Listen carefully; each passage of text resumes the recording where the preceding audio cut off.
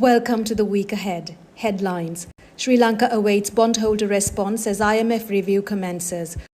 14th round of talks on SL-India ETCA. Tenders for a 50-megawatt wind power plant in Mannar. Sri Lanka awaits a response from its private bondholders on the counter-proposals sent on the restructure of debt. Last October, bondholders offered a 20% haircut and the acceptance of macro-linked bonds, which the Sri Lankan government rejected.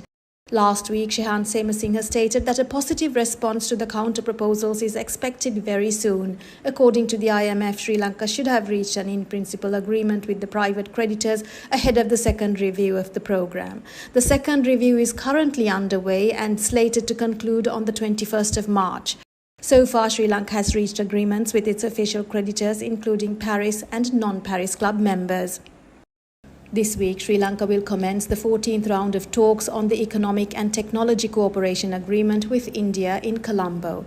Talks resumed after a 5-year hiatus, building on the free trade agreement implemented in 2000. Areas focus on rules of origin, dispute resolution, and technical and non-technical barriers to trade, among other issues. This round of talks is expected to finalize negotiations towards the end of April for an early cabinet clearance. Sri Lanka is hesitant to open up the service sector, including professional services such as medicine and engineering, to protect local jobs.